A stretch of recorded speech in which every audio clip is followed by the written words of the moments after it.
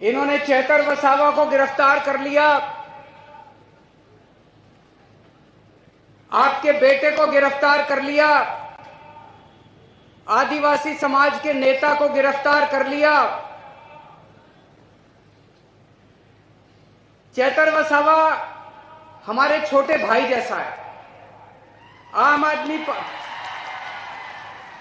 आदमी पार्टी हमारा एक परिवार है और चेतर वसावा हमारा छोटा भाई है। लेकिन सबसे ज्यादा दुख की बात मुझे इस बात से हुई कि चेतर वसावा की धर्मपत्नी को भी इन्होंने गिरफ्तार कर लिया, शकुंतला बेन को भी इन्होंने गिरफ्तार कर लिया।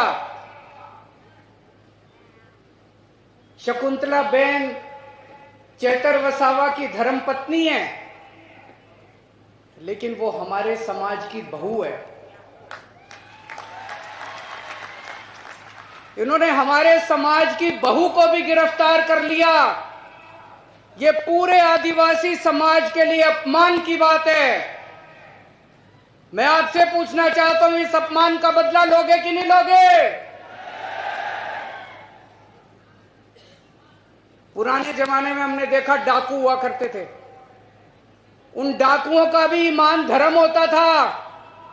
किसी गांव में डाका मारने जाते थे, उस गांव की बहू बेटियों को नहीं छेड़ते थे। ये बीजेपी वाले तो डाकुओं से भी बदतर हैं। इन्होंने हमारी बहू को भी गिरफ्तार कर लिया। इन्होंने पूरे आदिवासी समाज का अपमान किया है।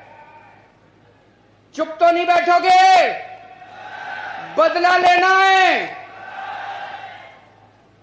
चेतर वसावा आदिवासी समाज का एक उभरता हुआ युवा नेता है। बीजेपी उसको कुचलना चाहती है। बीजेपी पूरे आदिवासी समाज को संदेश देना चाहती है कि अगर किसी युवा ने आंख उठा के देखी, अगर किसी युवा ने दोबारा उठा के देखा, तो उसको भी हम कुचल देंगे। इस बारे में चुप नहीं बैठना। अगर हम चुप बैठ गए तो बीजेपी के हौसले बुलंद हो जाएंगे। बीजेपी को डर लगता है कि अगर चेतर वसावा आगे बढ़ गया तो ये आदिवासियों के हक की बात करने लगेगा, आदिवासियों को हक दिलाना चालू करेगा।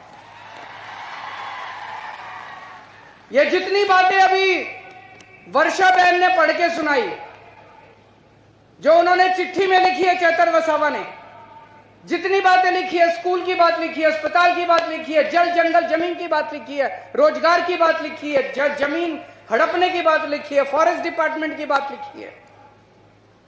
30 साल से बीजेपी का राज है, बीजेपी ने अभी तक क्यों नहीं किया? अगर बीजेपी कर देती तो आदिवासी समाज को चेतर वसावा की जरूरत नहीं थी।